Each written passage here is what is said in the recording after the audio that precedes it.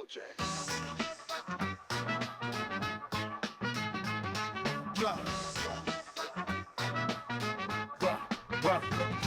to the mic, it's the Jeff and Jeffrey flow. Adam and Matt hold it down with the vibe, you know. Frequencies crisp like bacon on a grill. Let Jeff cook, serving flavor, no chill. Go Jeff yourself, it's the phrase of the day. Tuned in worldwide, stretching airways to play. From static to the speakers, we breaking the mold. The Jeff and Jeffrey show, where the stories get told. I'm on the reels, flipping cards like it's final. Matt drops the jokes, timing always on final. Matt drops the jokes. Yeah, he does. I never low, Jeff the main man. Set a stage in the club, clock tick, get fast. This one's pretty good. I found the right instructions to get the song right. What is this? Soul rap? It's like 90s old school hip-hop rap. Love it. Hip-hop rapping.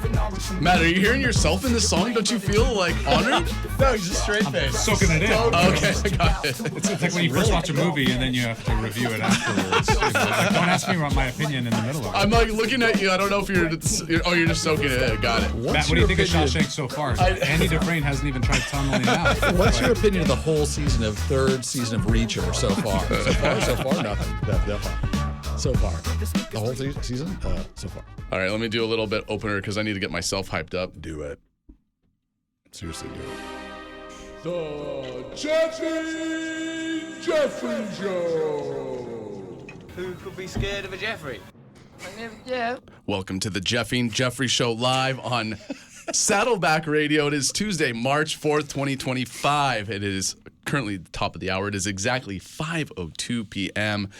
What a lovely day. It is going to rain a little bit this week, but overall, it's been so nice. And of course, I got my two co-hosts here, Mr. Adam Green and Matt McLaughlin. Excellent to be here. Multiple explosions. I'm as excited as Matt is. Thanks for having us. This is great. Wait. Silence. Matt, say it one more time. Thanks for having us. This is great. I'm very excited. I'd buy that for $1.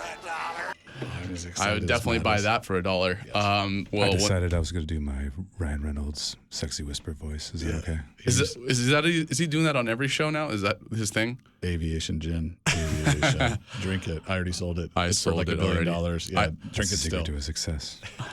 I build up every company and then I sell it. Mint Mobile. No, buy it. I already sold it too. Just about to sell my wife. Blake Lively, about to sell it. Sell her off. Yes. My children. I bought my sold. football teams. Going to sell them off. Children. She's costing me too many legal fees. I'm going to sell off of my body parts. Oh, selling my perfect head of hair. So what is the conspiracy behind that? You know how we stood up at the SNL 50 and you see like Kevin Costner in the background and you see Anya Taylor-Joy kind of giving the eye roll. Yes. Like what is like, okay, we all know that there's this whole weird thing going on with the whole court case in that movie and that one guy. Baldoni. Yeah, Green knows a little bit more thorough knowledge of this. We're into it big time. Matt looks confused. Maybe explain to him a little bit what's going on. I didn't see the here. Saturday Night Live thing, so I need that update. Yeah, it's coming at you right now. Matt cannot you can only speak in that frequency. So, okay, real quick background. They did a movie together, Blake Lively and Justin Baldoni. Yeah, it wasn't bad. It was like, okay, that's cool. It was about kind of like DV or whatever, a little domestic violence. And so everybody's like, oh, okay, this is heavy duty. And then, but it turned out there's a little bit of DV behind the scenes at the, at the movie, while making the movie. It's like a little bit of sexual harassment. So they're not sure exactly what it was. There was a lot of recordings. And they're letting out all the texts that they had with all the communication they had between Blake Lively and Justin Baldoni. So it's going back and forth nonstop. You just pick a side. No one has any idea what's going on exactly. You just decide where you want to stand. And I think they sued. Blake sued first, and then Justin Baldoni countersued for a lot more. And his people have a lot more money than they thought. So they have really good litigation, like lawyers, attorneys. Baldoni has a lot of money? Yes. So he's got his production company was part of the lawsuit that Blake filed, and she didn't know that they had a bunch of money behind them. But he can't be worth more than her. No. They had like this Wayfarer guy behind them. So they have billions behind them. Yeah, but they have a lot of money. I'm sure he probably got. He's got his lawyers. Yeah, they probably have someone that wants to sue the ish out of them too, out of Ryan Reynolds and Blake Lively. That's what I was thinking about Baldoni's attorneys. They wouldn't have done this had they known that there was money to be made. Yeah. So it's big. I'd buy that for $1. It's pretty much you watch all the stuff if you want, and pick a side if you want. But I stand kind of with Baldoni on this one. I don't like the guy at all, but I kind of stand with him. I have no idea. My side has changed as well. At first, I was like, "What a POS," and then the more I hear, I'm like, maybe because think about it. Who wants to go against the Ryan Reynolds, Blake Lively machine? Because I loved them before. They seem so I'm awesome. 100% But that agree. means that the lawsuit holds water in his court. Right. Like that's why his legal team was like, yeah, we'll take this on. That means that they opened all the phones. They go, dude, your phone's open, our phone's open. Let's party. Like, go ahead. And it just shows a lot of information that Blake gave and a lot of kind of flirtiness, like flirtation that she gave back to Baldoni, and maybe she kind of caught feelings. She might have caught feelings. How she got Ryan Reynolds? Yes. Wasn't he with ScarJo? Yes, they just ended, or they were. Oh no, during the movie they were still going, and then I think he ended, and then he jumped, into the Blake Lively pool. So she has a reputation of this False pattern of seduction. behavior. Every one of her movies, she's fallen in love with the lead. There's a thing with that. Yeah, there's like one clip, a viral clip where like, wait, how do I know you? And I'm like, falling in love with Blake Lively. She falls in love with every one of her leads. I fall in love with her on screen. She's gorgeous and she knows how to, get you to fall in love. She seems like a prettier version of Lisa Kudrow to me. I'm not attracted. I'll pass. I'll take a I'm pass on surprised that. you don't think that she's not, because like, no, I don't think so. I just think she's too and like she looks like she has big feet. she's like a cat. Kind of passing. A soft pass. The laugh cut me off on a bad thing I was about to say. Good. Is that good? I think that's good then. Well, you said Yeah. it's meant to be, and I was gonna go even further, but no, I should stop myself. Oh, love it. Otherwise, I would have been. So yeah, go Baldoni. Team Baldoni. Good old Baldoni. I'm into it. But yeah, we'll see. We'll see what happens. So Matt, what's going on with CodeRed? What's CodeRed? Let's switch gears here. Enough what is celeb CodeRed? gab. Well, it's our podcast that we do with two retired FBI agents. And just yesterday, we had a guest on who was able to deconstruct the missing 17 and a half minutes in the Nixon Watergate tapes. No. That's cool. So this particular guest, I was worried about having him on because I was like, is this going to be one of those ones where people are going to sleep? He sent me a report with slides on how you can overlay audio tracks and everything, and he was able to, piece them together. Yes, and it was actually a pretty compelling episode. It was really interesting information, and his background was he was the head of cybersecurity for the NSA for like 45 years. That's cool. And at 16 years old, he was watching the Watergate trials and everything, and that's what made him want to get into law enforcement. He started out in the military and everything, and then he, made a name for himself years ago. There's a whole audio community, like where they, have these little meetups, conferences, and everything. And so he was like, I'm gonna figure out like what was on that audio. So they had testimony from other people, and then he was able to mess with, because basically what they did was record over it, and he was able to deconstruct Pull it out, reanalyze it, and get that audio. And so, it came down to, I don't know how many 50 plus years later now since that whole thing happened, but it's still relevant. We still talk about, Watergate and everything, but I thought it was pretty interesting what he did, and we're gonna do a follow-up episode on the FBI whistleblower, who was nicknamed Deep Throat. Yes, not to be confused with Good old Mr. Deep Throat. Billy Deep Throat is going to be on the next show. Good old Frank Deep Throat. Deep Throat is going to be here next week. Classic. I don't think I'd be able to do a documentary on that subject matter because I'd just be like, why couldn't we come up with a better name? Why couldn't we just say the informant? Because I think that movie came out at the same time. That's the reason. But why is? Did you see the Liam Neeson Deep Throat movie? No, it's not Liam. So, well, there was All the President's Men. So, was the Robert Redford one, but there is a Liam Neeson one where Liam Neeson plays Deep Throat. Right. No, I'm saying the other version, like the NCX movie or whatever. There's no way the adult movie. The adult movie. That's the word I was looking for. The adult movie of Deep Throat. It's like I'm over here trying to be That's where I'm historical, going with it. and you're like, no, idiot. Okay, We're talking about adult film. We're going south. We're going south on Why that is one. Yeah. Okay? So Deep Throat, which came first, the adult movie or this? The adult movie. Or no, the Nixon. That was in the 60s. When did Deep Throat? When did Deep Throat come out? You thought that was a bad word. No, but I'm trying to figure out. But why are they calling it Deep Throat? That's what I want to know then. Because he was playing both sides. It was one of those things where he was still taking orders from his superior. That might be what happens in Deep Throat. She was playing both sides too, right? Exactly. Jesus, I know. I think we need to stop. We're I think into this is a go to a G-rated deep dive show. on this one. Yes, we're on exactly. college here, ladies and gentlemen. Lovely. We still have not we're seen still anything. good. We're still talking about Watergate. We are if you being really careful here. Here's the question. We're treading. Let's go. Let's go back to this. Here, check this out. If the Watergate situation happened nowadays, if the Watergate Okay, wait. we're talking Watergate Pause now. for a second. Wait. Okay, if you guys are gonna take drinks from your drinks, from your tumblers, there's a mic killer right there. There's a mic killer right there. And Matt was already talking about how annoyed he gets of that, and he gave you that guilt look. I get annoyed with plastic bottles. I didn't realize Stanleys were so loud. Just so you know, there's a mute button right by you if you want to drink your ice, from your tumbler. Is that the off button? Your water, yeah. It's my Yeah, alkaline you can turn it off and on from your. Now I can't hear you. Can't hear you anymore. Well, we would only hear the echo going through Green's side. Okay, so if there was Watergate nowadays, would the public even care? Would we care? I think they would. We? I didn't do the gulps. Oh, I'm sorry, I forgot to We're mute. not playing the movie on right now. That movie we were just talking about. We're not playing that movie. No, I was just parched. Oh my God, I needed to you drink water. Drinks. I almost said Deep Throat on the air. Don't say it on the air, dude. But yeah. So Operation Deep Throat. Would we just let it go? Because we kind of let some other stuff go. The public just let some other stuff go with the other stuff. But I'm gonna not to remain everybody nameless in the world. But do you think the public would even care anymore? I feel like everybody's just so sick of the government. What do you think? I don't know. I'm just being super general. I think so. So with the whole Deep Throat thing, he was recording. Let's just call it something else. Let's call it DT. With the whole DT. Good old with DT. You did it yourself. The whole thing was Nixon was recording his conversations in the Oval Office because he was afraid of Hoover. Right. Hoover was recording his conversation, so he's like, no. I'm going to record my conversation. Yeah.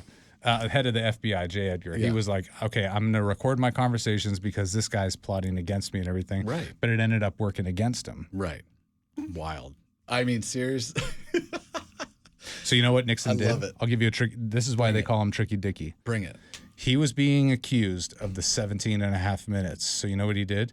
He went and deleted the last minute of the recording. What do you think? Probably the said? juiciest Why? moment of the time. No, It probably was. It No, was the sign no, off. no. You What got to is think it? like a lawyer. It's because I was being 'Cause you accused don't know of what's there. 17 and a half minutes.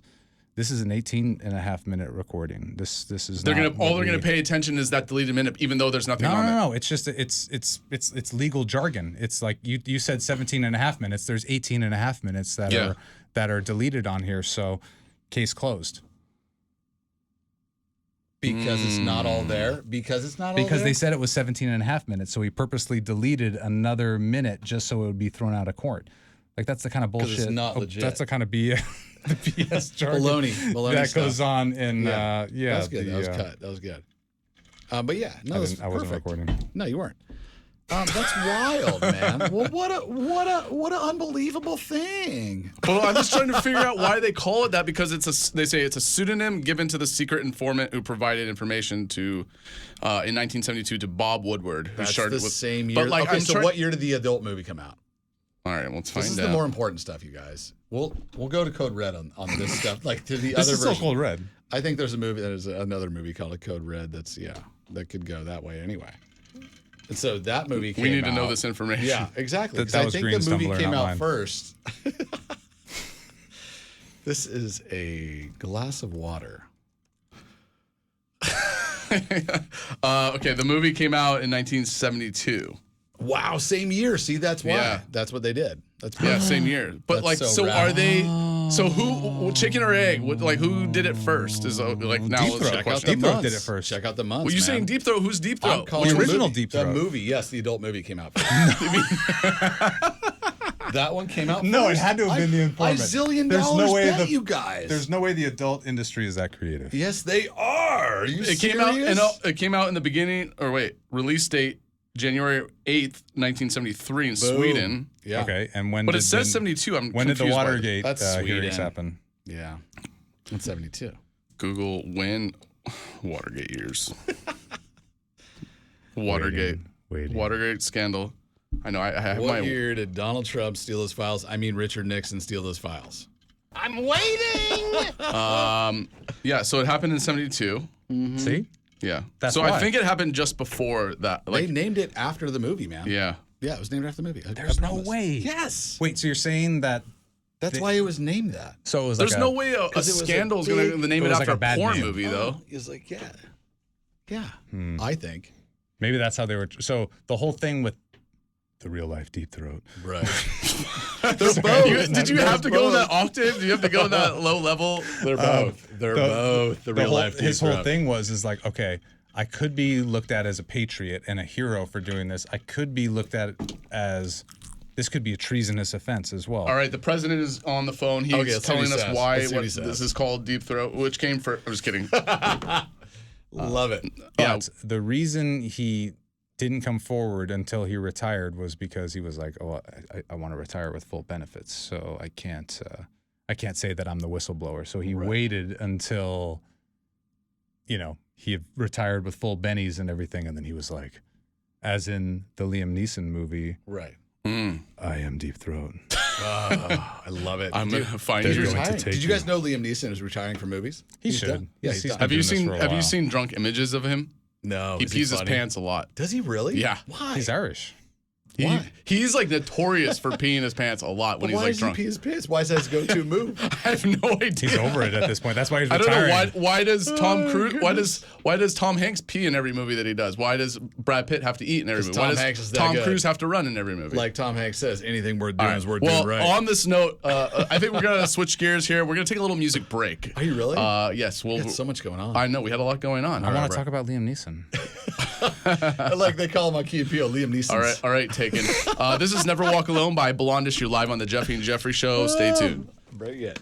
It's ice. It's ice. Wait, hold on. Sorry. No. Stop song. Stop. Don't let that song play. That's not the one. That's the joy of the Jeffrey, you see.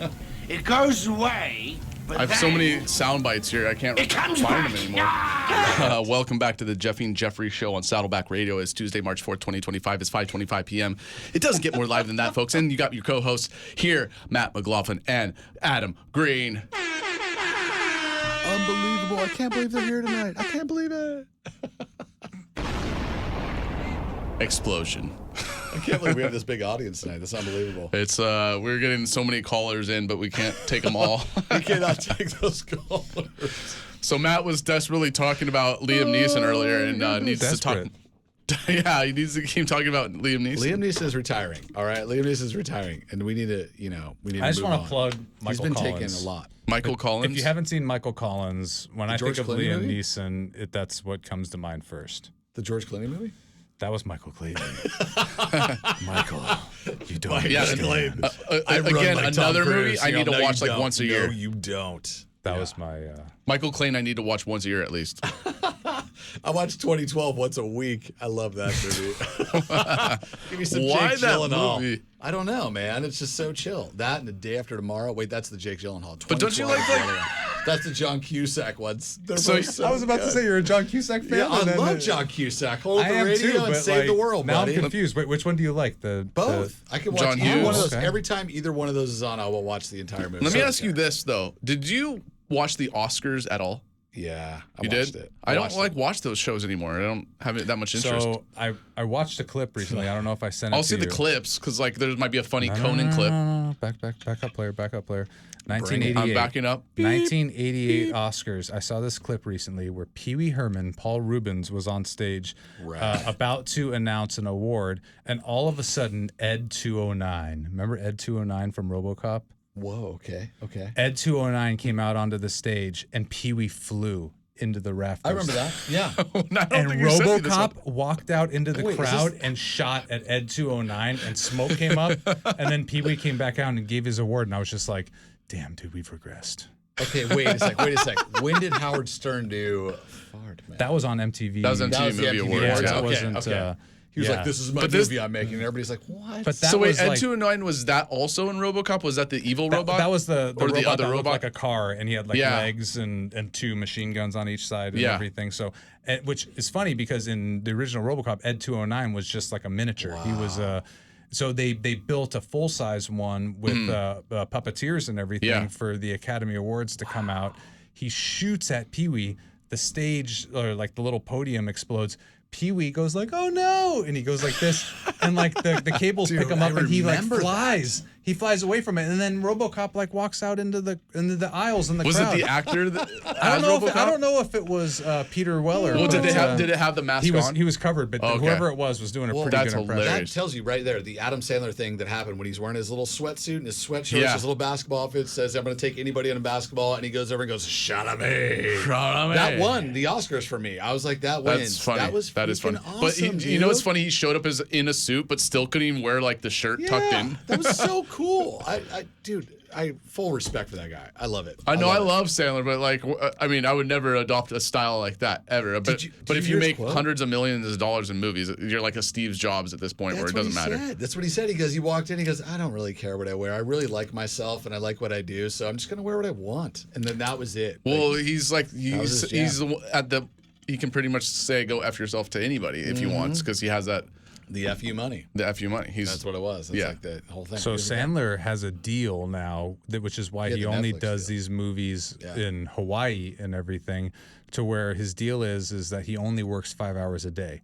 It's like 11 to 5 like or 12 to 5. 9-hour day. Yes. And he only chooses locations where he can bring his family for like a vacation and everything. So how many Hawaii movies has he done? You've always had your car, Sandler. How many like Hawaii 3 or movies 4 months. So think about it. Like I bring my family and everything. We pay for this trip. I got the hotel room and Hot everything. Wife too. 11 to 5. 11 to 5 is when he films. I love that. How could you not? I love that for him. Perfect. You don't need more than that, dude. Like, that's perfect. It's already an 8-hour day. You put him in like 6-hour day, 5-hour day, 5-hour day. You put him in the middle after the whole setup. You do the couple 2-hour setup, 5 hours of shooting, 1 hour breakdown. That's a day. That's a Hollywood hires day. a bunch Instead, of pros. they do 12-hour days. Yeah. 12-hour days are so tiring, man.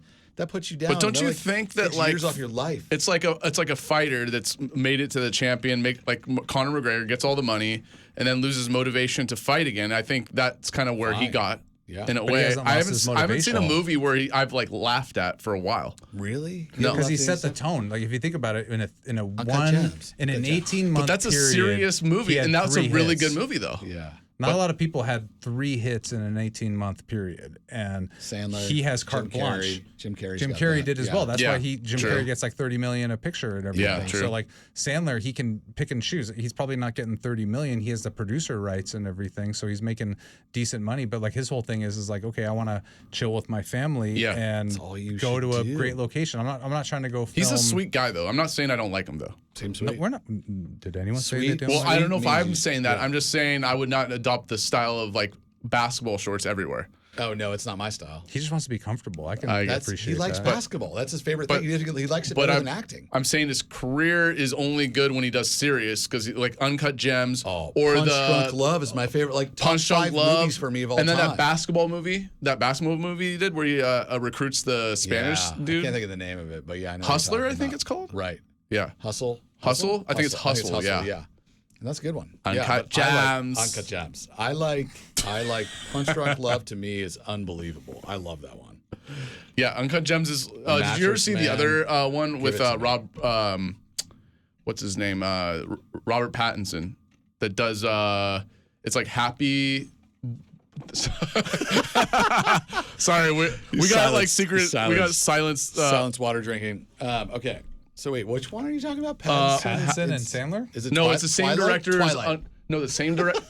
It's the same director of Uncut Gems, and Robert Pattinson's in it. Yeah, that's a good one, so dude. that was like, it's also super uncomfortable, like Uncut Gems. But it was good. So that was when Pattinson was like, okay, I'm trying to break out of the Twilight thing and do the Christian Bale thing, where I do a bunch of these like different. Well, he's doing the Leonardo movies. DiCaprio thing, I think. DiCaprio started early, like he kind of did the weird. But he did like stuff. the teeny bopper, like he got the teens on his side, and then he wanted to get serious.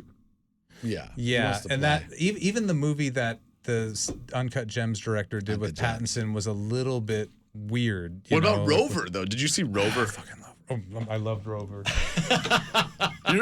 Matt's winning today. Is that the Australian one? Matt's winning today. Yeah, that's the Australian one. Guy That Pearce? movie's really good. That's a really good That movie. was a John really Wick good- before John Wick, if you really think about it. What? I know. And what was the one where they go to Australia and they're digging for gold? And I think it's Colin Farrell, or who is it? And they're digging for gold and they like find gold and they like. Oh, wait.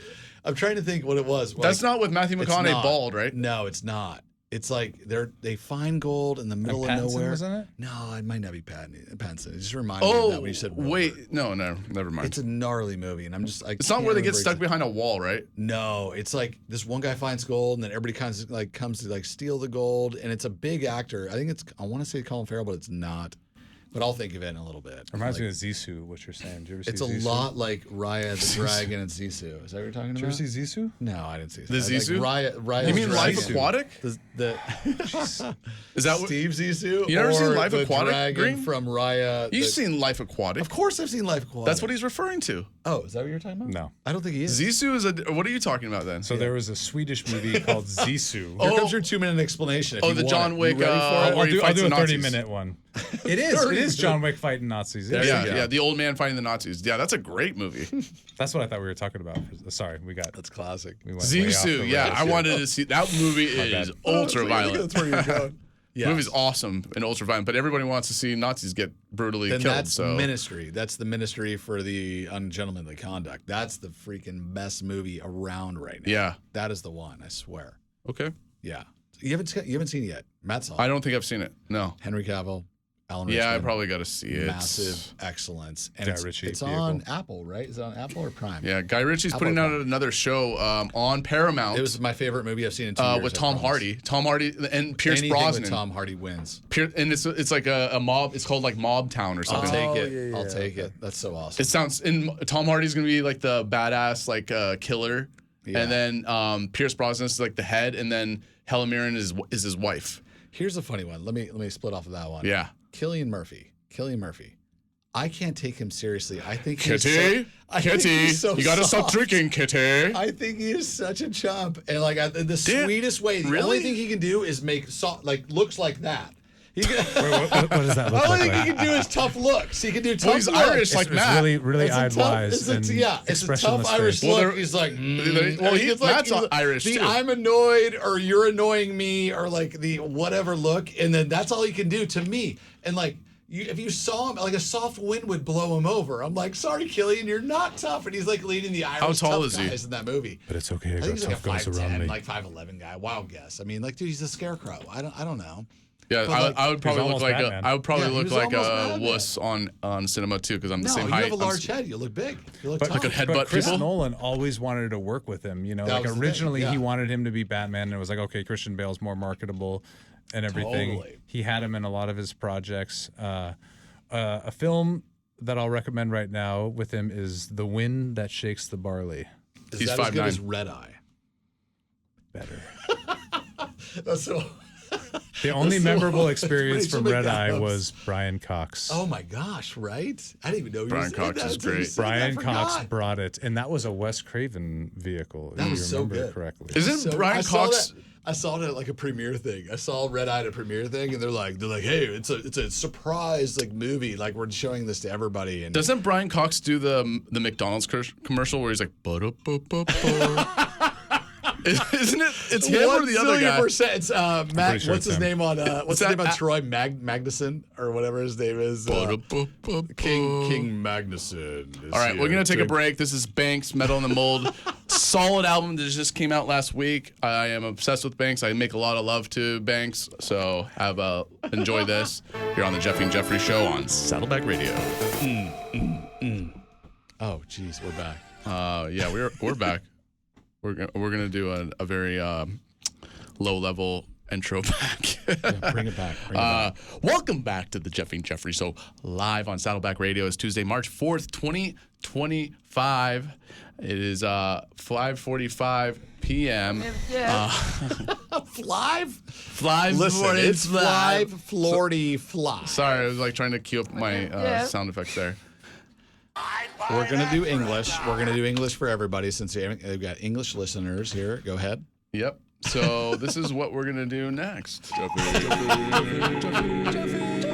getting geared up for that. That's what I was doing. I was queuing up some stuff. I know. A Florida woman seeking revenge on her ex-boyfriend vandalized the wrong car, landing herself in trouble. Deputies in Deltona. Is that a You real got some city? L's dropping in there. I love it. Deputies in Deltona responded to reports of two young women spray painting a vehicle.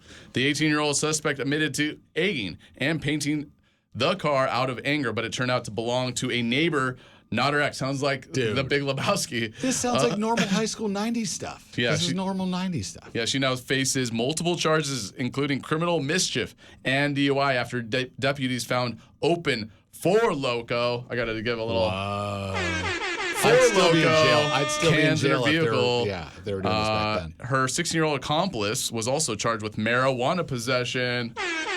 A costly mistake, and an embarrassing one after targeting the wrong victim. Oh man, she's busted. That's I such think a she's straight going out away. of the page forever. out of Big Lebowski. I know, but dude, at the same time, I sit there and I'm like, dude, that's what we did in the '90s to everybody. Like, yeah, we. You spray paint? Did you spray paint or egg a car? Like actually damage a car? We egged all the time. We egged school buses. We egged cars all the time. We threw tacos inside cars. His name is George Adam Green. Shaving cream cars and shaving cream would ruin paint all the time. Yes, we did that stuff all the time. Yeah, I didn't do it. All the time. I didn't do it. Yeah, no, I did. I got involved with some teeping. I did a teeping. Wow. How was that? Was that heavy? Was it heavy? It was very heavy. I remember I hit this one girl's dad. He came out and he was like yelling at us and we're driving away. What do you mean you hit the dad? I'm going to tell you. And he's like, we're driving away and I hook shotted a TP roll and it literally doinked off his head as we were driving away. And everybody died because it was like the best shot in the world. I'm sorry. I was like, not to stroke my own ego. I was like, dude, that was my favorite incredible accuracy I've ever made. That'll never happen now with the cost of eggs and toilet paper. That's what I'm saying. The cost of very eggs and toilet expensive. paper is insane. During the pandemic. Only in the rich neighborhoods do they egg and toilet paper now. Yeah, you're better off with like silly string and like whatever else. You could probably get confetti and stuff. I think the worst is glitter. Just glitter someone's front lawn. Glitter their lawn, exactly. It's the worst. Study, another smear campaign on alcohol. Boo! New research suggests that even one daily alcoholic drink can shrink your brain volume with effects worsening as consumption is increased. I can totally attest to that. Cheers to that. A study published in Nature analyzed over 36,000 brain scans, finding that a 50-year-old who drinks a pint of beer daily may have a brain appearing 2 years older than someone who drinks half as much. Heavier drinkers, of course, saw even more pronounced aging. Matt, you want to go first on this one, or you want me to take it? It just reminds me of Benjamin Button. So you're saying we're aging in reverse? Yes, exactly what he says. Exactly. You know what I say? Boring. I'll tell you this though, I will stop drinking 100%. I've already just thought about this. I'm stopping drinking at 65 years old. If I make it to 65, I will stop drinking at 65. I'm done. I've already decided because that's when you're supposed to stop drinking. Otherwise, the adverse effects, they cannot be reversed. Is that a thing? Like at 65, you got to stop? Thing. Yes. Yeah, I heard about that too. I heard about that too. What do you drink at that point? Nothing. You just take other drugs, like big ones. I don't know. I'm just kidding. Like water and but by the time juice. we reach 65, we might have some big like time. de-aging thing where we can drink. Nah, you just go to mushrooms, man. I would just think that I was going to say that'd be what it DMT or was. something, but yeah, we're on the same page. Yeah, I'm just more like natural. It'd be like any of the natural ones. Any of the natural ones.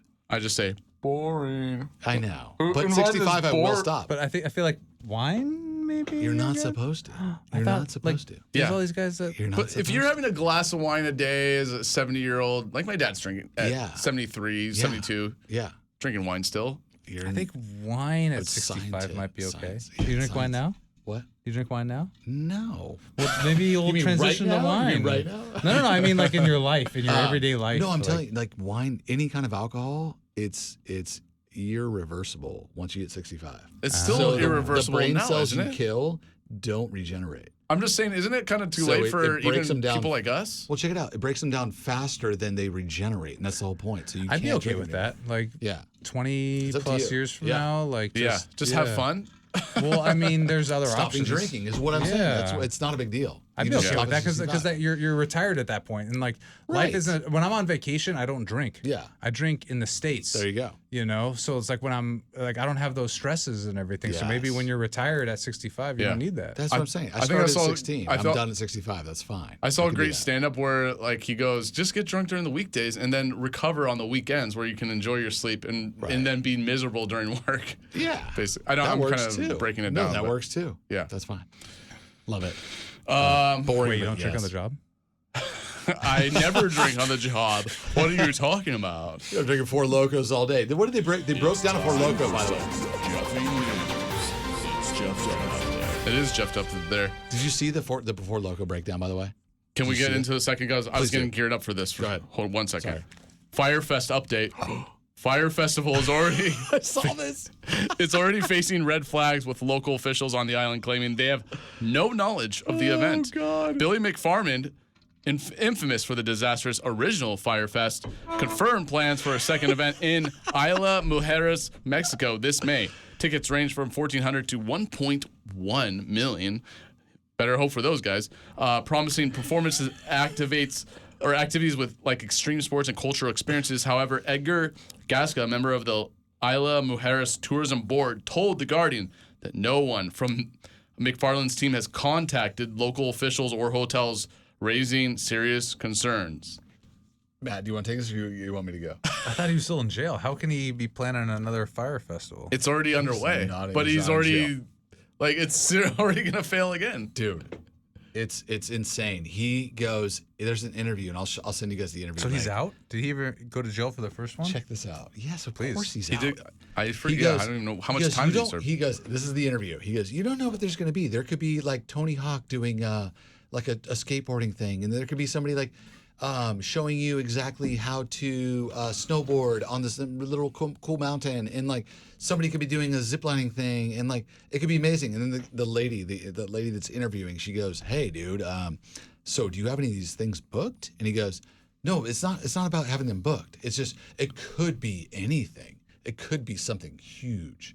And that's his explanation of it. Like, but that was his original trailer for the first Fire Island. Was like, hey, we're going to hire all these models. It could be anything. No, he's crazy, dude. He's completely hallucinogenic. So are people going for the second one? I don't know. Is what's his name on board again? Like the who's the rapper guy that was on board the first time? No. He was like a low-level rapper at the time. Ja Rule. Ja Rule.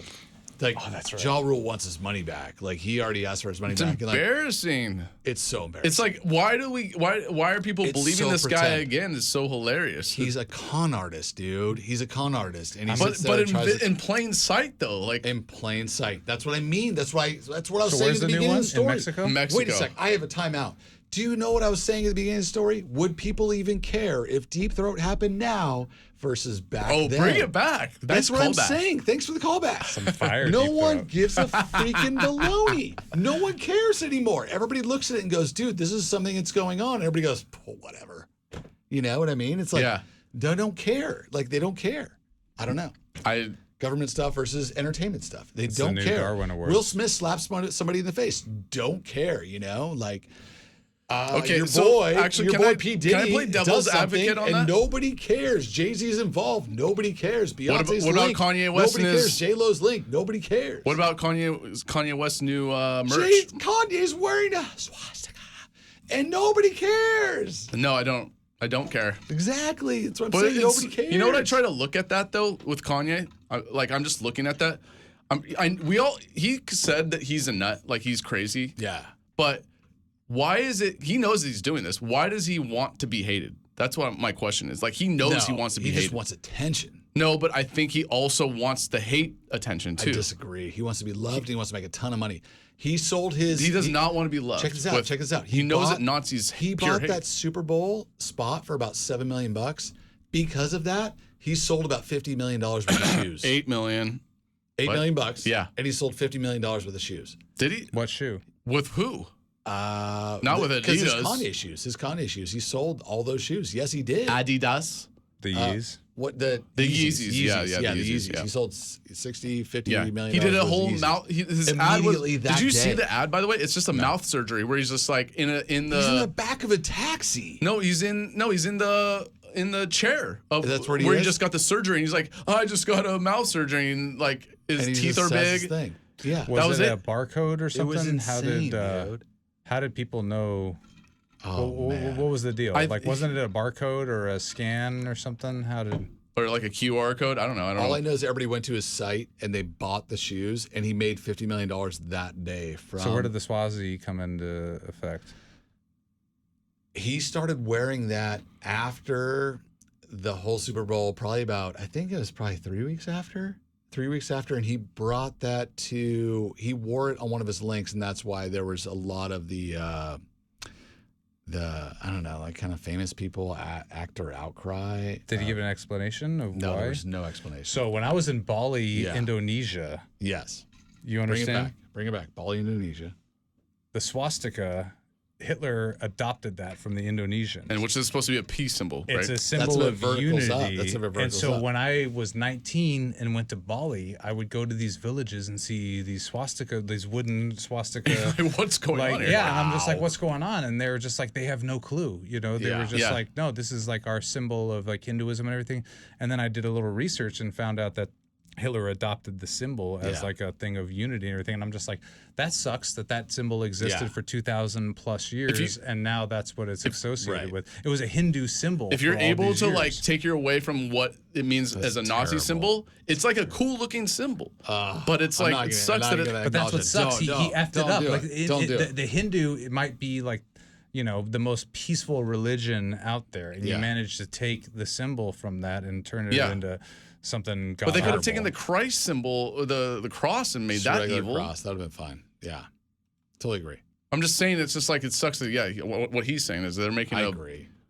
Yeah. a nice it was a symbol into symbol a bad of a bad symbol. one. He Yeah. looked at it as like unity as well, though. That's why he was like, "Oh, this is cool." I mean, because he was really into the occult. He Yeah. was looking into other religions and deities and everything, very Indiana Jones type of stuff, and found that symbol and decided to use it for his own. So I remember when I got that education when I was in Indonesia, and they told me about that, and I was just like, "Man, that's horrible for you guys." Yeah. Because there's so many Indonesian countries and people, and you know, the fact that now like you can't associate that with your own religion. Like I remember always thinking like that's gotta suck. Yeah, but are people still kind of, I mean, are they still wearing that symbol at all? I haven't been there since 2002. 1941. And then Eat, Pray, and Love came out, and Julia Roberts ruined everything. Thank you for I'll laughing. never go back to Bali now. Yeah. Oh, Man, I would love to go to Bali. Or That's Bora Bora. it's a wonderful. I've been to both, and Bali. Prepare yourself for a 36-hour plane ride. Yeah. is it really that long? Well, that's what it ends up being because it's 18 plus With times all 2. of them. Yeah. Like the first one's 18 to Korea, then to Jakarta, and then from Jakarta to Denpasar in Bali. It was a lot. You go What through language hell did to you get speak? to heaven. There was a lot of Aussies. A lot of Aussies go out there, so they speak the American language. So kind of like how Hawaii is for us, is how Bali is for Australia. That's rad. It was awesome, and I'm glad I went there when I did because I heard it's a lot more expensive now. Yeah, Because they know. Because they know. They start, how yeah. awesome Julia it is. Roberts They're makes a like, movie now out there. we know. George Exactly. Clooney makes a movie out there. it's Now we can beautiful start there. charging. so you people can't go more. for you can't go for the pennies on the dollar situation in Bali anymore. Thailand's still okay, right? Thailand? There might be some areas, but Yeah. it's not the same as it used to be. I remember like $40 a day, you're the richest person on the island. And it's a lot different now. But like, good on the Balinese people because it brought a lot of money to them as well. You know, like the tourism and everything. Absolutely. I know a lot of like, if you ever go on a cruise ship, a lot of them are Indonesian. Yeah. Because it doesn't pay a lot over there. So a lot of them will take off for 9 months at a time working on the cruise ship and then, you know, go back to their families and everything. Now they're making a lot more money because of these kind of hippie guru, you know, wellness centers and everything that are opening up over there for the North Americans. Interesting. Okay. Well, let's transition to the next hour. We're at the top of the 6 o'clock hour. Oh my I gotta gosh, run we this. have another hour. Let's shred. I got to legal ID this, and then we're gonna play our little song here. Jazz. KCSN HD2 Northridge. KSBR HD2 Mission Viejo. Online at ksbr.org. Yeah. Yeah. Yeah. Yeah. Yeah. Yeah. Yo. Oh, this is Kanye. Frequencies crisp like bacon on a grill. Let Chef cook, serving flavor, no chill. Go Jeff yourself. It's the phrase of Go the day. Jeff yourself. Worldwide, stretching airways to play. From static to the speakers, we breaking the mold. The Jeff and Jeffrey Show, where the stories get told. Jeffrey Show, where the stories get told. Yeah. Yes, that's where the stories get told. Welcome back to the Jeffrey Show. Did you miss us? We were gone for like a minute. It is Tuesday, March 4th, 2025. It is top of the 6 o'clock hour. It is exactly 6:01 p.m. It doesn't get more live than that, folks. And I'm your host, Chef Jeff.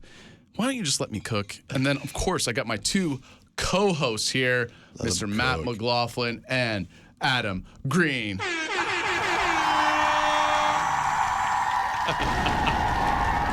Who's my daddy? Unbelievable. What does he do? I don't even know. Please, man, I'm a princess. So you know when you're squanching, Just throwing it around sound effects now. I know them all. So when you're squanching, it's a horrible reference. What is that one? What is that one? It's from what do you call it? I can't think of the cartoon right now. RoboCop? No, Rick and Morty. Rick and Marty, nice. It's a You know, terrible you know reference. it's Doc and Marty, right? You guys know it's Doc and Marty? It's Doc and Marty from Back to the Future. That's what it's based on. Probably. I mean, makes sense. Yeah. No, not a lot of people know that. And I didn't know that Now we either. do. And I heard that about a year ago, and I go, whoa. I had no idea it's Doc and Marty. Now I'm gonna rewatch all Now those you have to watch. Yeah, episodes. you have to watch everything. Get back in there, dig in. Yeah. Oh, Doc and Marty. this just in. I have a celebrity shout out. Oh, are you ready? Shucks, let's do it. Listen up, folks. The Jeffing Jeffrey Show, every Tuesday, 5 to 7 p.m. on Saddleback Radio. This is where the real talk happens, where Chef Jeff cooks up the hottest takes. If you don't like it, that's on you. Go Jeff yourself. King Kong ain't got nothing on me. Oh, you got it. You got it right. Sorry, It would be a hard one to know. That was easy. That was an easy one. Isn't that crazy? One that was Denzel's hard. calling in. That's so cool that he called in. That was like 80s Denzel. That was glory That was. Denzel. That was. wasn't Oh, like glory that wasn't Denzel. that wasn't like post 2000 Denzel. I could watch Glory Denzel all day. Give me We just Glory look at Denzel. Glory all Denzel. day. They're just looking at you with the tear in the eye. Dude, what is it goodness. with Ed Zwick and making me cry in every movie that I he got does? chills right now thinking about Glory Denzel. Like, oh my god. Last Samurai, I cried. Last Samurai. Oh yeah. Glory. It's a beautiful movie. What's the other one? Oh, that I'm- Zwick. That's what Ed you Zwick. said. Yeah. Mhm. Oh, it's hot. So hot. Wait, I've got to get his top hits because I'm leaving another one out. Who's Ed Zwick? There's been The a lot of the sexy director. Civil War movies, but not like director. Okay. Glory. Sorry, guys. But yeah, Broderick kills it in Glory. I think it's just Carrie Ed Zwick. Oh man. Oh man. I'm looking it up because I just want to get the exact Give director. him hell, 54. That movie, yeah. And that's what love that Denzel got. movie. I think he got an Oscar for that. Oh my goodness. I guarantee he did. He was I think it was supporting. supporting actor. Yeah, absolutely. Because And then Training Day was the lead. What do you guys think of the Culkin brother getting an Oscar? His speech was amazing.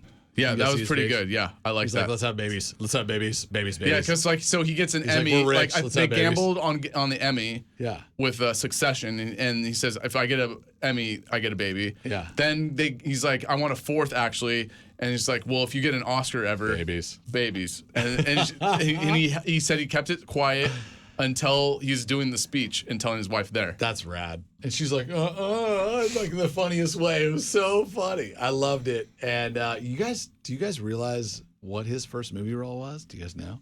Yes, Home Alone. I didn't realize Home that. Alone He what? wets the bed. He's in Home Alone. He wets the bed. Fuller. Yes, he's Fuller. Wets the bed. Yeah, he was drinking all that Pepsi. Yes, he wets the bed. I actually just noticed that today. Lauren's the one that told me, and I was like, "No way!" Because I was trying to think of his first movie, and I thought it was. I think he's in She's All That. I thought that was like his first movie. He's like, "Yeah, he's doing Sega." Oh, Blood did that. Diamond. He did. Edward Zick did Blood Diamond. He's in Blood Diamond, or directed it. That movie made me cry too. Wait, no. Okay. I'll I thought admit when I you cried. were saying Kieran Culkin. The same guy that directed did Blood Diamond. Glory. Yeah, Glory. He did. Wow, he's got good movies, dude. Yeah, That's amazing. Last Samurai. See, you guys were the ones that kind of knowledged me, like you learned me on who directors were and stuff. Because I remember when I got the job with Michael Mann, You didn't even know who he was. I didn't even know. I was like, all I knew was I just watched Public Enemies, and I'm like, gosh darn, I'm all golly darn. I like this director. Who's doing this movie? And then did you know that you liked Heat? Little did I know that I already loved Heat and I already loved Insider, and like I love those movies. But no joke, and obviously Collateral is probably one of his best. That's like a fast, hard hit 'em, get in, get out. Me and Matt saw that in theater together. Oh my gosh, so good.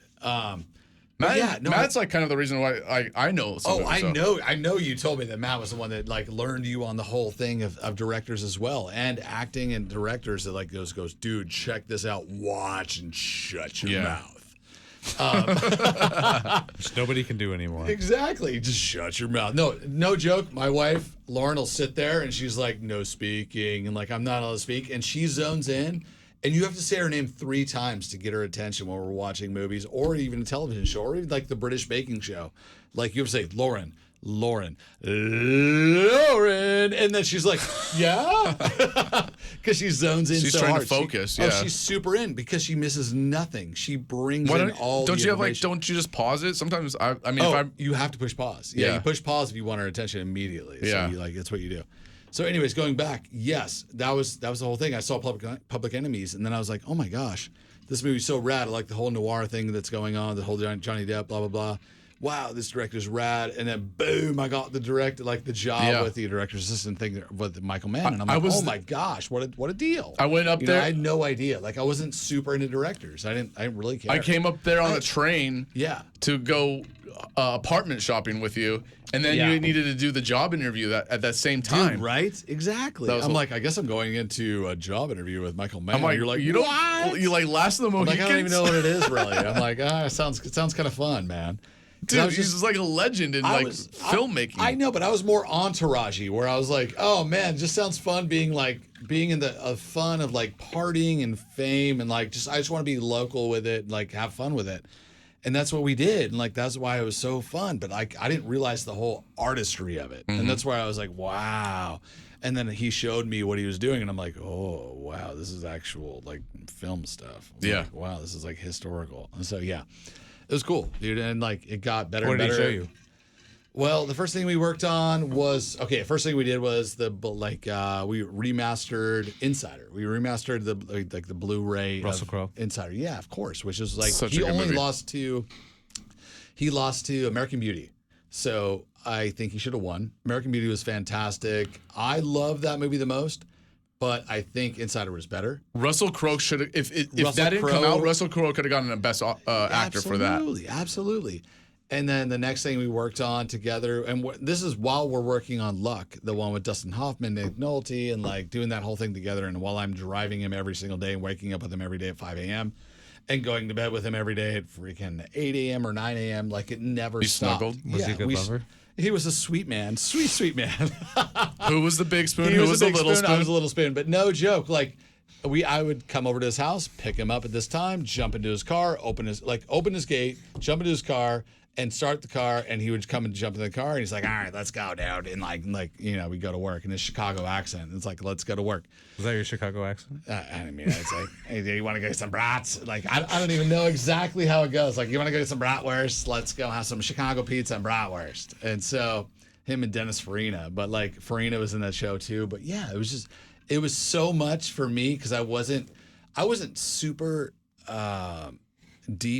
deeply interested into the filmmaking aspect. Like I didn't care. I was just like, I wanted to see what all the fame and the Baldoni was about. I loved that so much more. And then I started like loving the filmmaking. Mm-hmm. And I was like, oh wow.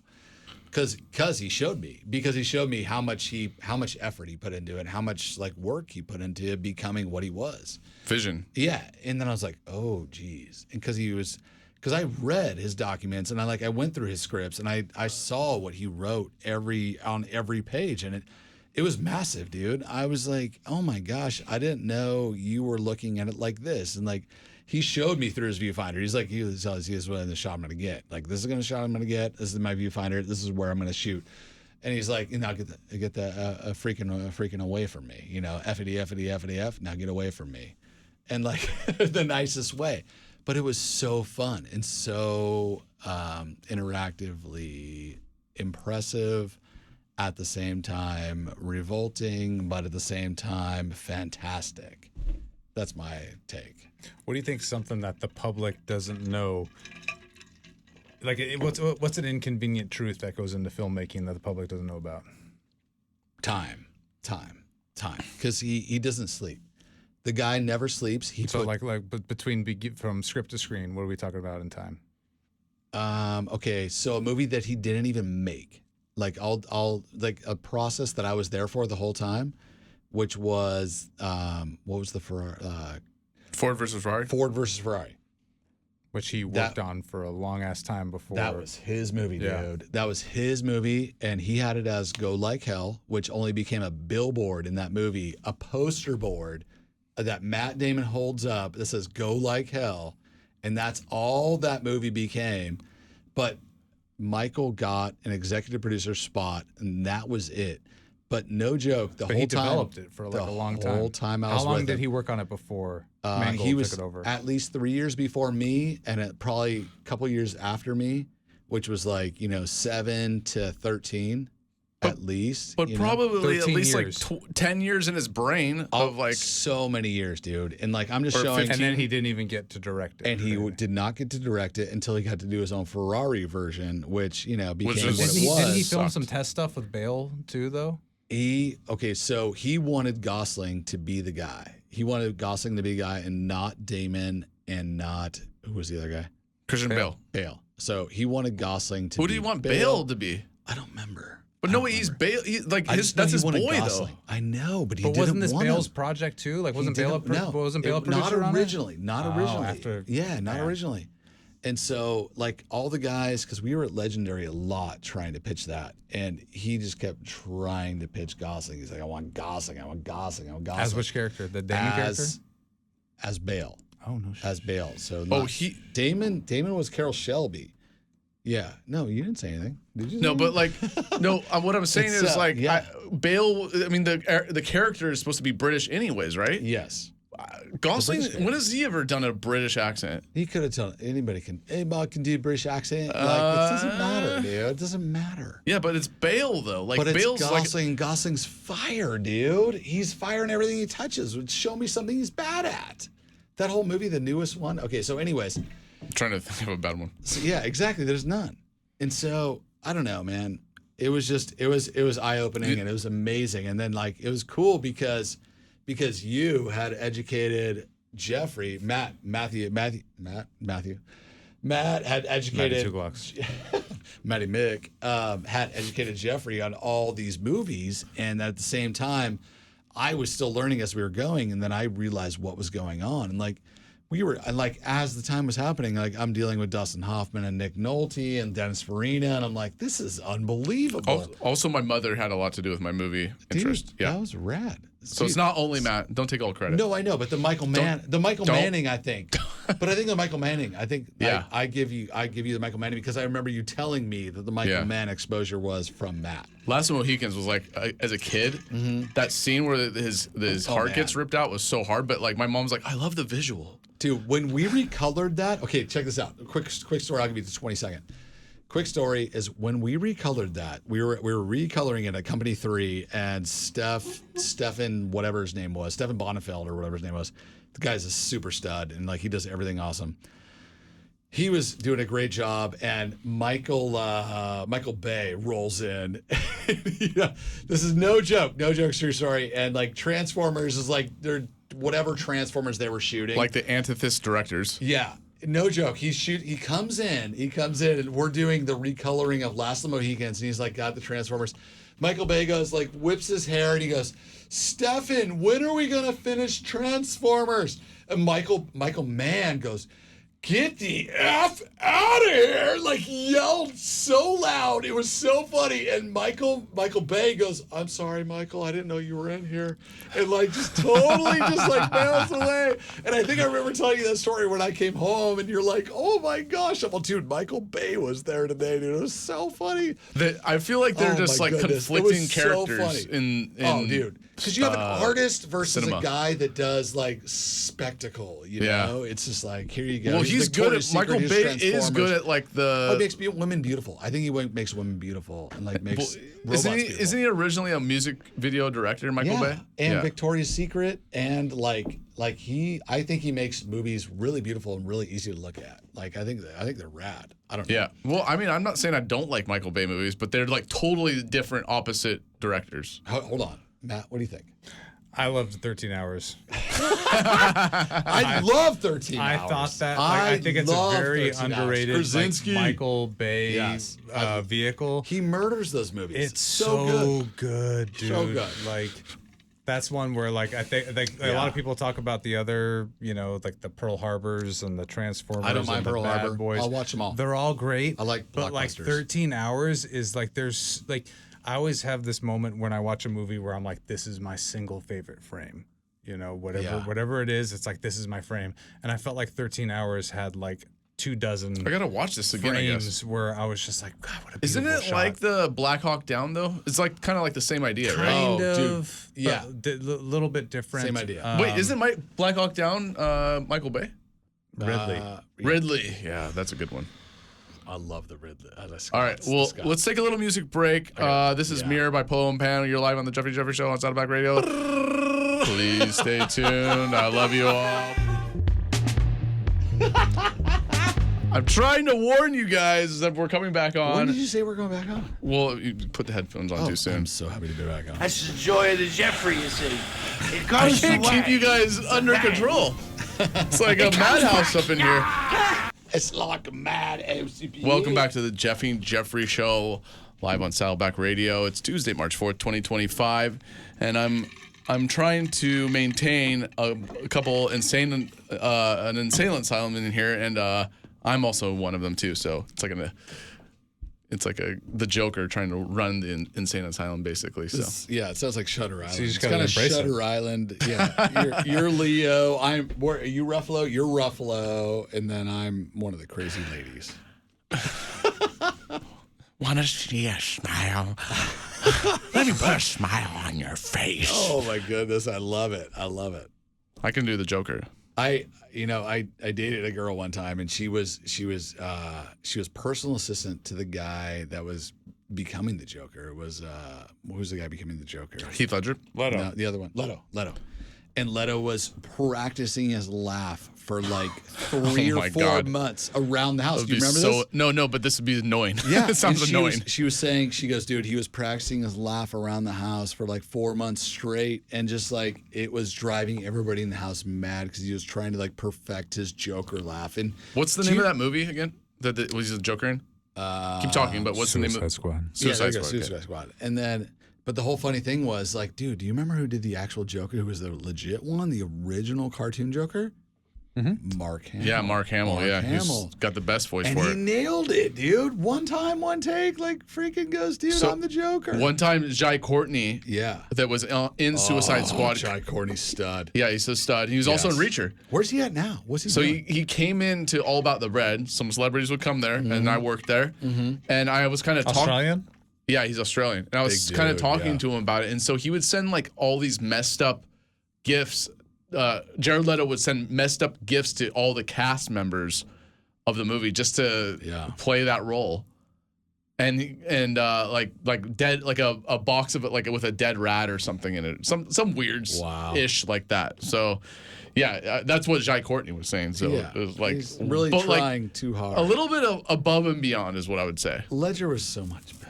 I don't know. Yeah. I think Ledger for some reason enveloped the character in a different way, in the best way. Yeah. But then he, you know who would do well though? There's actors out there that would kill it. The guy that played It or Pennywise, the recent one, he would kill it. Yes. Because he's got that moldable face. Yeah. Yeah, he would have done well. Yeah. Jim Carrey could have probably done a classic Joker, but he did the Riddler. I was just about to say Jim Carrey could have done an amazing It. It would have been insane because I think everybody would have been like, oh, geez. Like, you see Jim Carrey at a different level right there. Jim Carrey, I don't think at the time would have done it. Wait, no. Because it's supposed to be a younger character, right? Well, I don't know. I don't know. It get revitalized? It got redone, right? With, what's his name? But he killed it as the I know. I'm just Pennywise. saying, Jim Carrey could have done that. I'm just wild thoughts. I was also thinking Do you think Bill Murray could have killed it as the original Wonka? Oh, okay. Matt, go. Was that a thing?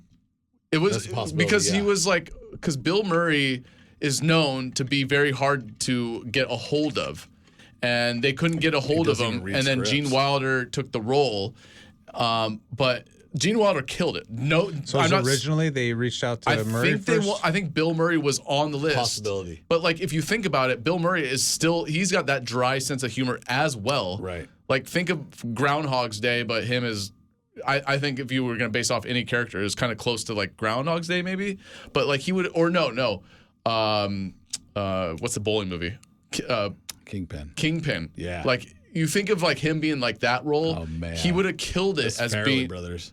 I think he would have killed it as being. So most actors have that role, you know. That's Gene Wilder's role. Oh, it's totally his role. And I think that Groundhog Day is like Bill Murray's and everything. Totally. But like there's all these little anecdotes about Gene Wilder bringing, like, okay, if I'm going to play Willy Wonka, I have to do this, or we need to do this and everything. So he brought all these, you know, little details to the role that made it very iconic, you know. So I think that, you know, it would have been different if it was Murray, but I think that was like, you know, every actor says that they have that role, one role that kind of defines their career. And Wilder says that, and Murray says that was Groundhog Day. Yeah. And then, Taylor Lautner was in Twilight. I had to lighten it up. Because it was too good. I'm sorry, Maddie. I'm sorry. I had to throw what else? Like what else is he?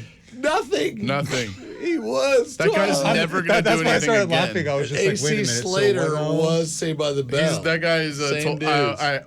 Prove me wrong, but he might just be a tool, and that's it. But they tried. Tools. They tried with Lautner. Yes. Like they tried giving him like multiple vehicles, and they were like, he did like an action movie in Detroit or something. I remember. Because it was like Detroit had like the film commission. It was like 80% tax break or something. He was the wolf, right, in that whole stupid series. Like Team Edward. Wait, you didn't know who we were Lautner. talking about up until this point? No, I know. I just want to make sure that we're like, no. Let's for the audience understand. Sometimes you got to do parkour. Sometimes you got to be clear for the audience what we're talking about. Exactly. It's Team Jacob.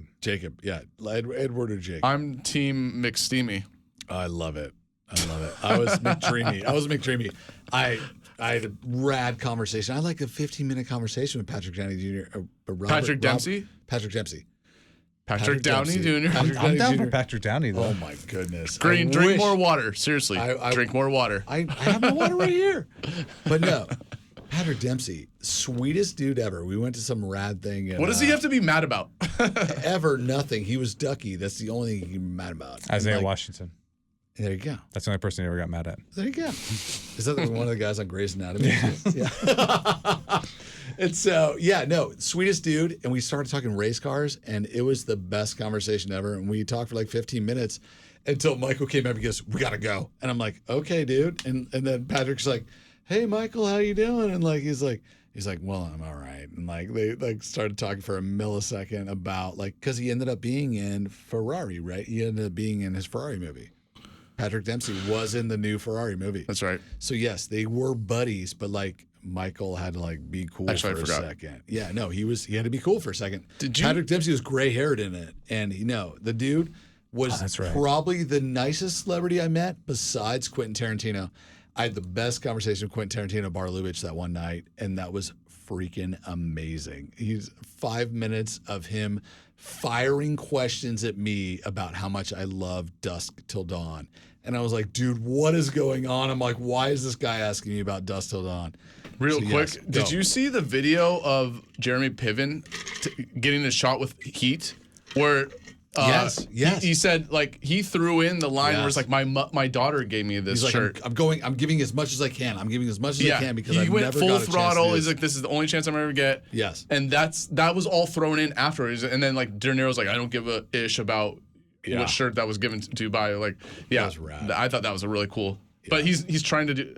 Also, on the other side, Jeremy Piven's trying to do comedy, and he sounds like a pretentious like douche. Like he's like sound terrible. Like he's awful. Oh yeah.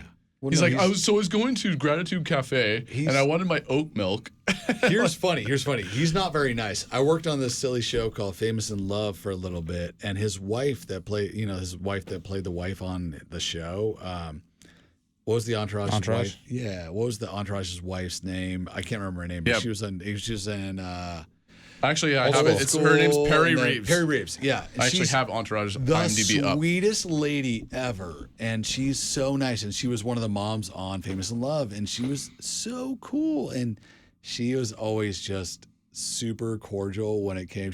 Anybody like asked her a question about R.E. Gold, she was like, "Wow, what a nice guy! I had such a nice experience on that show."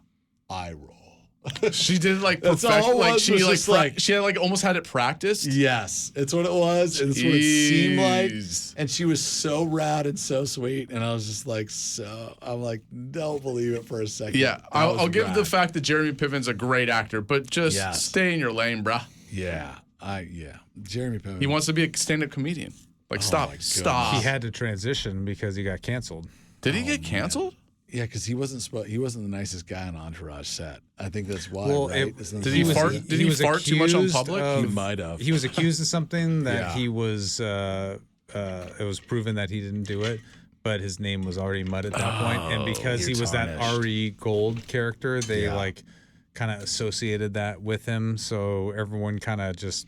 It sucked for him, so he doesn't get much acting roles these days. So that's why he made that quick transition. But a lot of comedians say that he is holding his own as far as like, the stand-up comedy world. Really? Like, okay. I mean, yeah, he paid his dues, like doing the stand-up or the open mic thing and everything, and was able to transition pretty well. Well, I think he was on the Woody show and he was trying to crack jokes. I'm like, dude, just hang out and not try to be funny. Just hang out. You don't have to be funny all the time like when you're on stage, obviously, and you have to put up your minutes. But when you're on a radio show, trying to sell tickets, I get it. Yeah. I mean, that's what a lot of comedians do on radio is they go on the air and try to sell their tickets. Yeah, Piven. Say it. Gold. Poor Ari.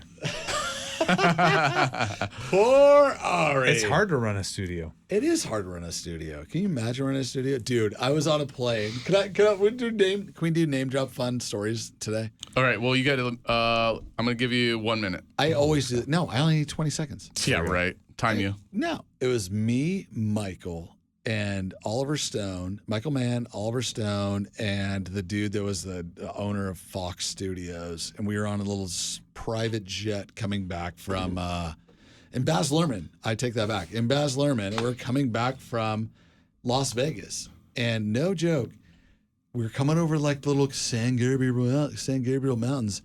And I thought we were going down. I thought this was it because there was so much turbulence. And it was a 10-seater, and I'm like, this is ridiculous. And I was holding the roof because my head kept hitting the ceiling of the plane because there was so much turbulence. And it was like a G4 or whatever. And like my head kept hitting the head. I'm like, oh my gosh, this is it. I'm going to die. And they're going to say Oliver Stone and Michael Mann and Baz Luhrmann and Jim Giannopoulos died all together. And their assistants all died too. And like, I was like, this is it. And that was the end, but we made it over the mountains and we landed in Burbank. But dude, it was really scary. That's my story. Were you more worried about like there's all these polarizing names and that's what I'm you'll saying. Be lost, like you'll be part of the crew that's or something. That's what I'm saying, yeah. dude. I plus crew. It was Michael Mann and dude on the way out. And Michael Mann's assistant. I would have been nobody. There would be like and two others, just like the way that Kobe went down. With Altobelli and then his wife and Kobe's daughter and then Altobelli's wife and his daughter. All I know is Kobe died in that. I don't know Altobelli. Who's that? The only reason I know Altobelli is because I played baseball at Saddleback and he was the coach of the OCC team. That's the only reason I know Altobelli. And I'm like, oh, dude, I know Altobelli. I'm like, that's such a bummer. Like, what a rip. So yeah, it's crazy. And I was like, this is it. It's like 2011. I'm like, we're gonna die. We were going to see CES, like, or whatever, the computer, whatever digital system. And we were like, Baz Luhrmann was showing his like Romeo and Juliet thing, and Michael was showing we were showing Insider, I think. And then Oliver Stone was showing the new version of Wall Street, Wall Street 2. And yeah, dude, we were coming back, and oh my goodness, that was crazy. There's videos of Michael and Oliver Stone playing like badminton, like digital badminton, and Michael almost like wanted to punch Oliver Stone in the face. It was so fun. They probably conflict as well, I would imagine. They cannot stand each other. It was the craziest thing ever because Oliver Stone kept grabbing me and going, "Hey, Adam Green, when are we going to go get DRUGS?" He's like, "When are we going to do this?" I'm like, "What are you talking about?" And Michael grabbed him and he goes, "Leave Adam alone." What's DRGS? On that note, we're going to listen to Keep Me Satisfied by Jungle. We got to take a quick break on Saddleback Radio, your live Jeff and Jeffrey show. Does that make sense? That's all AD or all. That's the joy of the Jeffrey, you see. It goes away, but then it comes back. We are back. It's the Jeff and Jeffrey show live on Saddleback Radio. It is Tuesday, March 4th, 2025, 6:44 p.m. I'm your host, Chef Jeff. You know, you got to let me cook, bro. And, of course, I got my two co-hosts here, Mr. Matt McLaughlin and Adam Green. Once again, thank you so much for being here. This is a blast. It's been kind of wild, but it's a blast. I apologize for... I mean, Green can apologize. I can apologize for some things I've said, but, you know. What are you apologizing for? The fact that he might have a job. He might have a new job. He might get promoted. I have a fail-safe. So the golden parachute. The golden parachute. Anyways. Never hit the ground. I thought it would be kind of fun since it was the Oscars recently. I thought we'd do a Oscar-themed Marry, Date, Exile. And let's start with lead nominated actresses. Can I jump in before you do that? All right, if you want to. This is the first time. This is the first time. Do you have to poop? No, Are you okay? No, a big poop. Okay. I literally, this is the first time I've never seen one movie that was nominated. I don't think I've seen any of them, yeah. For Best Picture. And I don't have, except How many have you guys seen? I want to see Sing Sing, but other than that, I don't care to see any of them. I want to see The Brutalist. Zero. The Brutalist, I want to see. I saw zero. I usually see them all. And this year, it went from 100 to zero. Yeah. I had never seen one of these movies. Actually, I saw Real Pain, but that was it. Really? That's actually good. Matt, did you see it? I don't know what got nominated. I don't even know what I saw. I don't know what got nominated. I can't. We are film buffs. You're a film buff. We're all three film buffs. I saw zero of these movies. I didn't even know what was happening. Like I That's found what out I'm the next saying, day. I was like, for you two, you got kids, so That that's doesn't matter. Eliminates a lot of. I was watching like time. the lead up. They're like, dude, countdown 14 days. So you didn't until see the The Oscars. Substance? No, I feel like haven't Matt seen would it have yet. seen The Substance. I No? can't wait to see That's it. supposed to be really good. I will see it. It's supposed to be messed up, but I want to see Sing Sing. Did you see Sing Sing?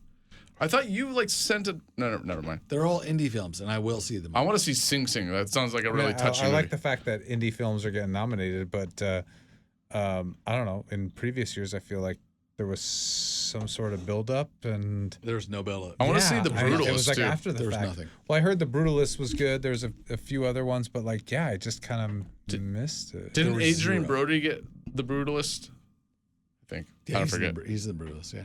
Okay, so lead nominated Okay, go. actresses. This is Okay, go before. back to where so you were. Sorry, this sorry. is a list I had before, so I don't know who won. Demi Moore from Yeah. The Substance. Sure. Mickey Madison from Anora. Don't know who She's from In Once Upon a Time in Hollywood. She was the crazy Marilyn Manson crew that Rad. she got burnt alive. The one Rad. screaming. Yeah. Great So- movie. Remember, she was the one that died in the pool from the Charlie flame. Manson. The Brad Pitt Flamethrower. scene was the Need to best. She's like- correct you. What's said that? Marilyn Manson is Charlie Manson. Or Charlie Manson, whatever. Thank you for Matt. correcting me, Thanks, please. Matt. I appreciate that. That movie, the best scene was the Brad Pitt when he makes the guy change his tire. That movie, That's scene such a was cool so scene, yeah. rad. And then the last one is Cynthia Erivo from Wicked. I think she's an amazing actress. Really? Do you even know who that is? Yes, absolutely. Okay. What's that hotel one where She was also in that True Detective, but not True Detective. Yeah, no, but what's the actor one where she's like they're in the hotels and it's like Chris Hemsworth and like they're doing the whole thing. And she's amazing in that. She doesn't have to sing, and then where it's like the Split Hotel. Oh my gosh, yes, Where the so border? Good, yes. Yeah, she's a good actress. She's an amazing Yeah, actress. And they're bringing back actress, by the way. They're not doing actor They anymore. shouldn't. It's actress and actor. This is on the website, by the way, from the Oscars. So Thank you, Oscars. So, marry, date, exile. Okay, so we're the three. Demi Moore, Mickey Madison. She did Anora, which looks like a cool movie. She's not like very. I know exactly what she looks like. Yeah, and then Cynthia Erivo. Fire away, Matt. Demi? You're gonna marry? That's the only one I know. Just then, would you marry, date, or exile her? I'm gonna exile Cynthia Erivo because she always looks like she's got a concerned face on her, like she always got that concerned look on her face. Is that the Wicked actress? Okay. She did great with Ariana She's Grande. a good actress. They opened it so well. I have no, but you saw Wicked then? No, I saw the opening of the Oscars. Oh, they opened it beautifully. Like she sang with Ariana Grande, and it was perfect. Maybe I'm just being full judgment without even watching the movie, but I just don't have any interest. Judgmental son of a bitch. Nice. Go ahead, Maddie. For which one? Finish it. All right, I got this. I'll I'll take it from marry Matt. Demi Moore. I'm got gonna this. marry All Demi right. Moore. I'm gonna marry Demi Moore. I'm Are gonna you date Mickey really? Madison. Really? Okay. Yeah. Okay, so Actually- Mickey Madison. So I heard she grew up in LA and she was not into acting. And then she's won this now, and now she respects it more than anything. So I'm going to go ahead and marry her. Cynthia Erivo, exile. Demi Moore, date. Obviously, the end. I was kind of So easy. Mickey Madison, when she was in Yes. Once Upon a Time in Hollywood, Yeah. she was like doing that whole like that whole like the way she was speaking, like Yes. you're killing it right now. And Oh, I yes. hated her so much, but like she did her job. Yes. So- No, she did a great job. Lead nominated actors: marry, date, exile. Go. Timothy Chalamet Yes. from A Complete Unknown. Massive love for that guy. Coleman Domingo from Sing Sing. Don't like it. Some Sebastian Stan from The Apprentice. Massive. I've hung out with that guy, and he's freaking awesome. Okay. Do you want to go, Maddie? Go. Was that it? Yeah, you get 3. It's marry, date, exile. You got to pretend. It's you're like a chick now. it's like MFK, but Yeah. nicer All right. version. Green, you go first. Okay. Sebastian Stan, I love that guy, so I'm gonna marry him. Coleman I'm gonna- Domingo's from the Walking Dead series, the LA version. Yeah, I've hung out with Sebastian Stan, and we went to Bar Libich together, so I will go ahead and marry that guy. I will date He's a Timothy handsome dude. Chalamet because he's the sweetest dude on the planet, and he knows his sports as well. Yeah, And then who's the other guy? Coleman Domingo. Exiled. Done. So easy. It's hard to say What for do you got? me. Yeah. I'm gonna, There's I only probably two would guys to decide. have to marry Timothy. Yeah. He's so pretty. Oh, Timothy Chalamet. And then date Sebastian. Can we and all do exile. Chalamet together? Chalamet. Adam Sandler. Chalamet. Exactly. Chalamet. All right. Well, Matt is looking up these actors. We're gonna move on to the next one. He's got the same phone protector as my mom, so I think he's looking good. So Actress. we're perfect for him. So, Marry, Date, Exile on the Oscars, Oscar edition. Actress in a supporting role: Ariana Grande, Ariana Grande, Zoe Saldana, Felicity Jones. Zoe Saldana, don't forget, was in Center Stage. And then who? Felicity Jones Shore. And then Ariana Grande? I'm going to marry the ish out of Zoe Saldana. I'm going to date Felicity Jones, and I'm going to exile the ish out of Ariana Grande because I can't stand her. I'm going to flip your Felicity Jones to Ariana Grande. Because I'm going to date Ariana Grande and I'm going to exile Felicity Jones? Too old. Audio 60. Matt, do you have anything to say about these 3? I just realized how out of touch I am right now by listening to this. Did you watch the I didn't Oscars? watch the Oscars. Matt? I didn't. I'm, How do you work on all nor these did we. films and go around the world doing this stuff and you I don't was- watch the Oscars? I was flying during the Oscars. Yeah, I don't watch the Oscars anymore. I just looked this up watched them. online. We watched. Okay, I didn't even actor. know what was going on. We I'm don't upset at really. myself. I tried to get. No, I tried from the I'm gonna list do to a get lot the of most. research. I'm gonna do a lot of research Here's- after this now, because I didn't. I don't know. I tried to All pick the the ones that were the movies. most notable. I didn't know Yes. some of these actors at all. So, actor. So we're doing Marry, Date, Exile. Yes. Actor in a supporting role. Kieran Culkin, who is Macaulay Culkin's Love brother. it. And what? Love it. Edward. He did A Real Pain. You can watch it on Hulu for free if you have Hulu. I'm not supposed to say free, so. Kieran Culkin, you can watch it on Hulu. It's $10. available there Yes. if you are a subscriber. Edward Norton, he was in a Complete Unknown with the God, Bob he's Dylan so movie. good. And then Guy Pearce, The Brutalist. Guy Pearce every time. Yeah, I'm going to have to marry Guy Pearce. I will date Edward Norton and exile Kieran Culkin because I think Kieran Culkin's gonna be annoying. Are you crazy? Flip it. Flip it. I'm not Exile flipping Norton. it. I'm not being pressured into my decision. You don't have to be pressured, but what are you flipping? Culkin for Norton. Okay. All right. Here's one for you, Matt. Matt, this one's just for you. You're gonna love Norton this. sounds like too much. Matt, he just you're sounds gonna like love too this. much. You're gonna love this. He has Final Cut, by the way. I'm sure he does. That's what I mean. He sounds like too much. Promise Matt will love this one. All right. Here we go. Starting pitchers from the 90s. Maddox, Randy Johnson, Pedro Martinez. Who are you going to marry, date, exile? Who are you going to start? Who are you going to, like, Here's what I'm worried about. If put in the bullpen, who are you going to sit? I'm worried about the jealous ex coming after me with all these names. So how do I do that without Randy Johnson or Martinez coming after me? That's what I'm worried about. I'm worried about the domestic violence in this issue. What are you talking about? Wait. Whoever I don't choose is going to come after me. These are all very scary characters. I mean, they're gonna hear it first on the Jeffy and Jeffrey show. So you know, I'll marry Randy Johnson because he lightly. probably scares me the most. So I'll marry him and take my chances with everyone else. There's a great video recently where it goes. Randy Johnson was like, I don't want to be seen as like the bad guy, and like he was designed to be a bad guy. He was. Whether you want to be or not, you are the bad guy, sir. He was so cool. Like it was so cool to be the bad guy. I'll tell you guys this. Randy Johnson did not know a thing about pitching until he met Nolan Ryan. Do you guys know the story?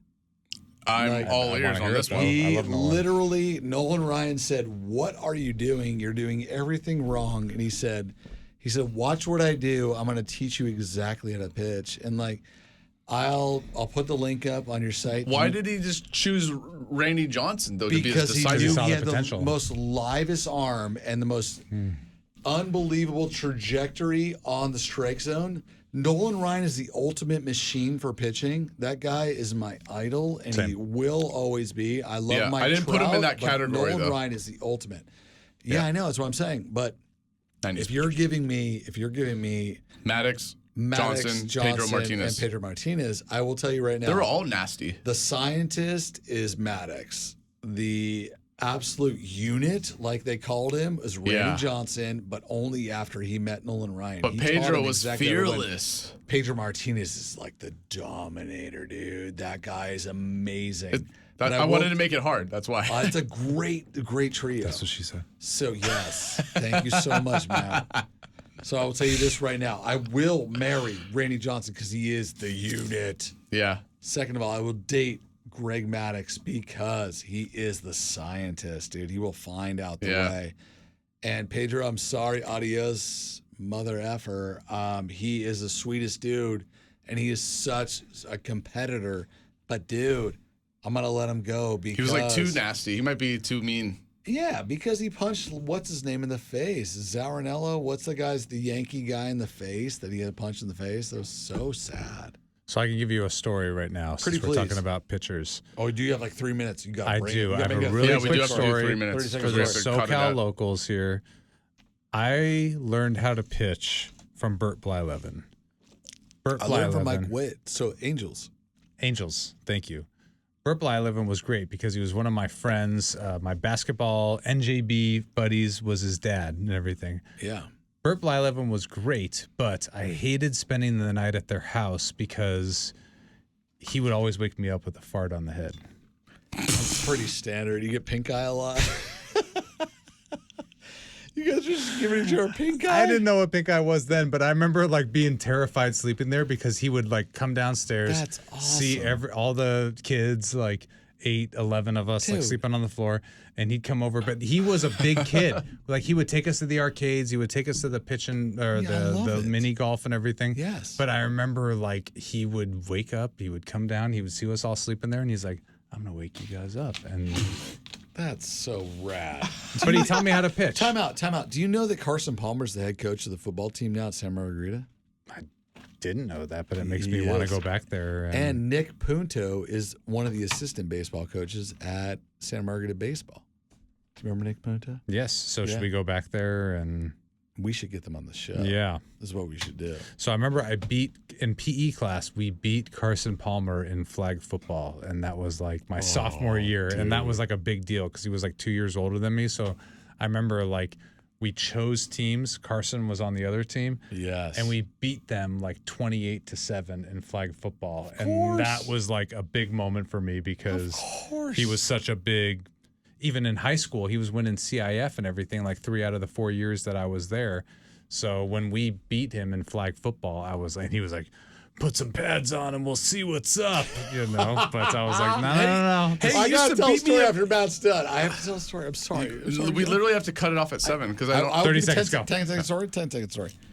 I was on his all-star team, 13 years old. We're all 13 years old, and he was playing catcher. And no joke. And the coach is hitting foul balls on purpose to Carson.